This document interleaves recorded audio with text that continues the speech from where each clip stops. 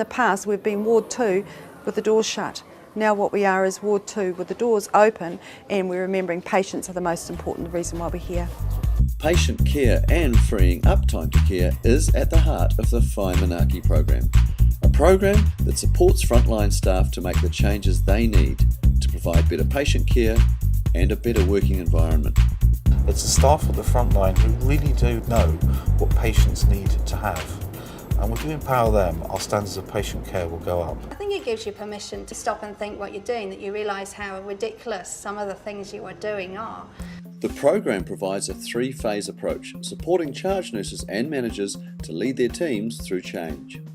In the first phase, staff are given time to brainstorm, identify problems and think afresh resolutions. We started off with an event where we called all the staff together and we asked them what they thought was wrong with the service and how we could change it. And from that we came up with a lot of different ideas, and we then got them to prioritise it. They actually come up with the problems, and they also come up with the answers, which is rather cool. And because they're so involved in the whole process, it means that they are engaged within it and the changes last. In the second, it's about gaining control of the environment, such as organising storerooms and streamlining access to resources. Stores can get into a shambles, so I use the 5 S's to make sure that this place is sustained. It makes it really, really good for us to find things quicker and faster when we need them in a real hurry. And it's about measuring the changes and making this information visual. As we've worked with the board and we've got used to it, then we develop it into something that we can use for ourselves. The third phase places emphasis on continuous improvement, ongoing problem solving, teamwork and respect, and patient focus and safety.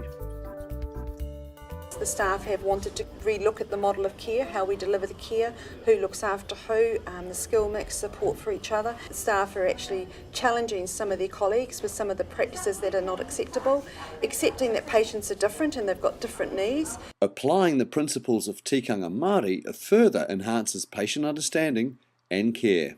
The tikanga best practice, which is at the heart of Whai Manaaki, is about ensuring that the care that we provide is appropriate culturally to the patients we serve.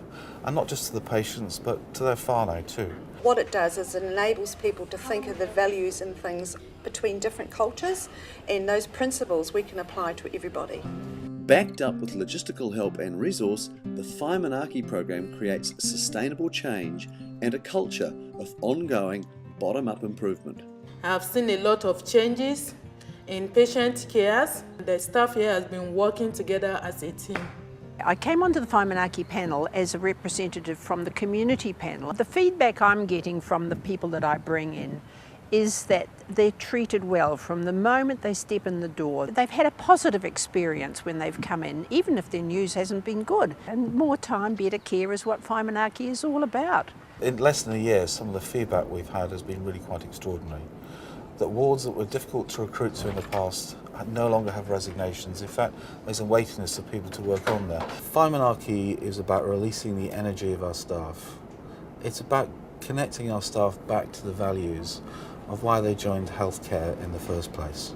The Whai Manaaki has been really good for my staff because it ensures that they understand that I value them. I value them as people, I value them as employees, and I value them as nurses. And all I've done is given them the tools to enable them to provide good care.